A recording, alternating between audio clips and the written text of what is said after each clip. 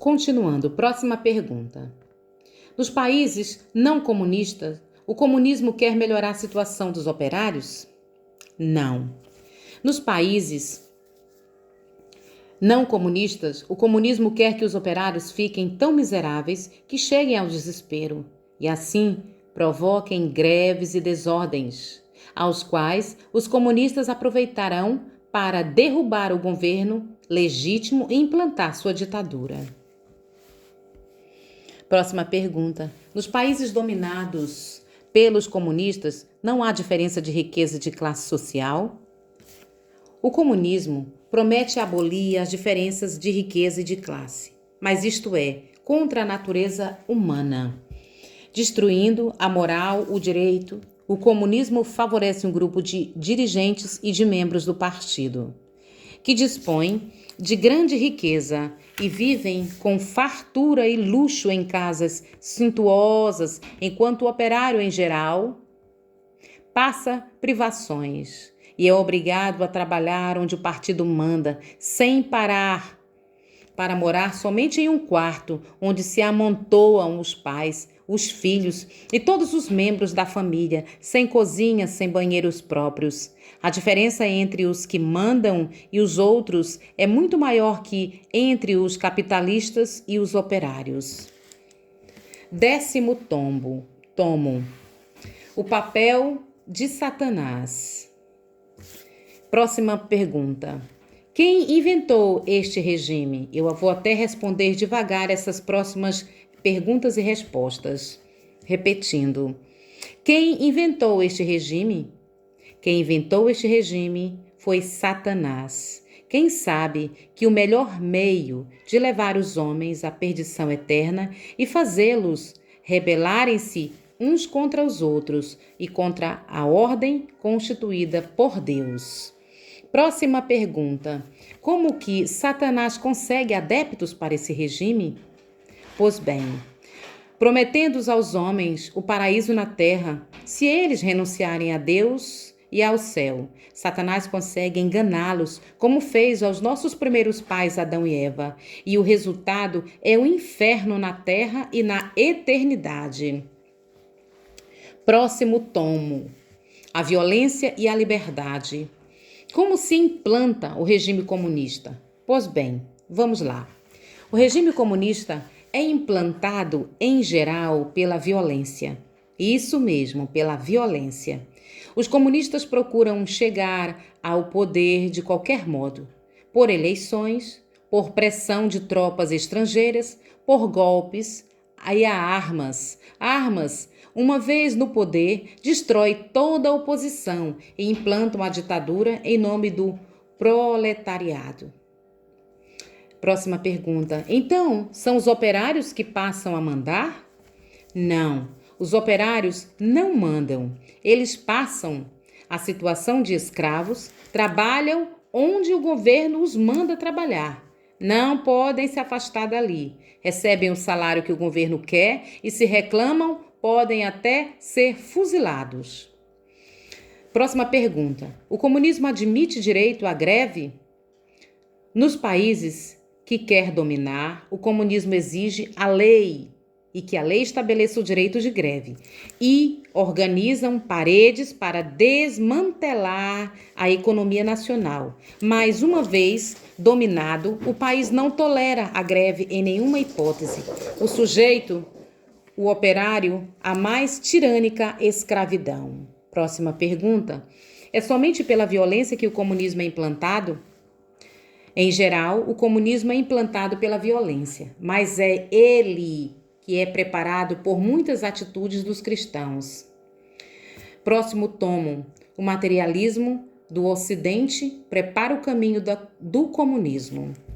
Que atitudes dos cristãos preparam a vitória do comunismo? Como o comunismo nasce do materialismo da sensualidade do orgulho, o materialismo prático dos cristãos, que vivem como se não houvesse a eternidade, cria o caldo de cultura em que o bacilo comunica, prolifera. Próxima pergunta, Dê alguns exemplos destes materialistas práticos, por favor. Muito bem. Posso dar os seguintes exemplos. Quem só se preocupa com ganhar dinheiro, quem procura gozar dos prazeres da vida, embora lícitos, sem se interessar pela prática da oração e da penitência. Quem se entrega ao jogo, quem frequenta lugares suspeitos, quem se veste com sensualidade e modéstia, sem modéstia, quem dança as danças modernas, quem lê revistas obscenas ou sensuais, os frequentadores de cinema, de televisão, de bares, televisões imorais, indecentes, quem se desinteressa pela graça santificante, pecando como se não houvesse pecado, quem se interessa pela pornografia, pelos vícios. Próximo tomo. A Igreja e os Operários. O que tem feito a Igreja pelos pobres operários? A Igreja, ao longo da história, aboliu a escravatura, defendeu os fracos e pobres, ensinou os ricos e poderosos a amparar os humildes, difundiu a justiça e a caridade, organizou os trabalhos dores em grandes sociedades chamadas corporações que cuidavam de sua formação técnica e de sua propriedade material, do bem espiritual deles e de suas famílias, e lhes davam assistência na doença, cuidavam dos seus filhos em casos de morte. Estas associações sofreram um golpe de morte com a Revolução Francesa, mas duraram em muitos países até a agitação do ano de 1848 na Alemanha. Elas ainda existem. Próxima pergunta. E depois de 1848, a Igreja não fez mais nada pelos operários? Muito bem. O individualismo, introduzido pela Revolução Francesa, destruiu as corporações católicas e deixou os operários entregues à própria sorte. Então, empreendeu um grande trabalho em favor deles, simultaneamente em 3 pontos. Próxima pergunta. Qual foi a frente que a Igreja atacou? A Igreja Católica procurou de início principalmente minorar a miséria das pessoas. Para este fim, multiplicou as santas casas, os orfanatos, asilos para os velhos, oratórios festivos, creches, obras de assistência social. Assim é que, para dar um exemplo, no estado de São Paulo, atualmente de cada 100 instituições de caridade ou de assistência, e 80 são mantidas pela Igreja Católica. Os comunistas não mantêm nenhuma. As 20 restantes pertenceram ou pertencem a outras igrejas, às organizações leigas e ao poder público. Nos outros estados do Brasil, a proporção das obras mantidas pela Igreja é ainda maior. E note-se que as instituições de caridade e assistência mantidas, dirigidas pela Igreja, funcionam admiravelmente. Basta ver um hospital dirigido por religiosas. Próxima pergunta. Qual foi a segunda frente que a Igreja atacou? Enquanto fundava e organizava as instituições de caridade e de assistência, a Igreja lutava para corrigir os defeitos da sociedade que geravam tanta miséria, desde o Papa Pio IX e principalmente no pontificado de Leão XIII, ela assistia com os ricos e os patrões, o Estado e os trabalhadores, para que se lembrassem da ordem social que Deus quer e Jesus Cristo fundou, e se aplicassem a mesma às condições da vida do operário. Os papas ensinaram que o trabalho não é mercadoria e que o homem que trabalha tem direito a um salário nas seguintes condições: que lhe permita viver dignamente, a dignidade, e que dê para criar seus filhos e educar os filhos, que possibilite o trabalhador diligente e econômico formar um pecúlio que melhore a situação e lhe garanta o futuro. Próxima pergunta. Os ensinamentos dos papas tiveram resultado?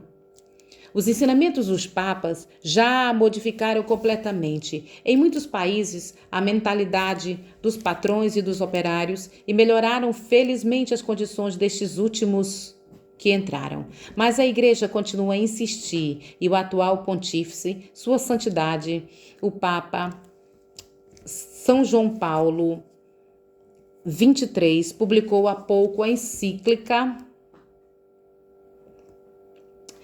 Mater et Magistra, em que ensina mais uma vez com os padrões devem ser tratados e tratar os trabalhadores para que haja justiça, caridade e paz. Próxima pergunta. Qual foi a terceira frente que a igreja empreendeu o grande trabalho em favor dos operários? Muito bem. A igreja, enquanto atendia às misérias mais gigantes e gritantes e imediatas, ensinava aos patrões e operários como devia ser as suas relações de acordo com a justiça e a caridade. Promovia a organização destes e daquelas associações que se chamam corporações, círculos operários, etc. Estas organizações foram, nos vários países, grandes confederações, como na França, a Confederação dos Trabalhadores Cristãos, na Itália, a Associação Católica dos Trabalhadores Italiano e no Brasil, a Confederação dos Círculos Operários e etc. Próxima pergunta. Em que mais os papas insistiram? Os papas insistiram também em que os operários se unam para juntos defenderem os seus direitos, respeitando, porém, os direitos dos patrões. Os papas acolham e aconselharam a estes que, na medida do possível, melhorem o salário e as condições dos trabalhadores, dando-lhes mais que o estritamente justo. Próxima pergunta. O que os papas mais se salientaram na ação em favor dos direitos do operário e da justiça e a harmonia entre as classes sociais? Muito bem. Todos os papas se têm desvelado pela melhoria ou pela melhora de sua situação, que começou para o operário com a Revolução Francesa. E de modo especial devem-se mencionar os seguintes pontífices: Leão XXIII, autor da encíclica Rerum Novarum; Pio IX, autor da encíclica 40º Anno; e João XXIII, autor da encíclica Mater et Magistra. Próxima pergunta. Que papas se salientaram na luta contra o comunismo?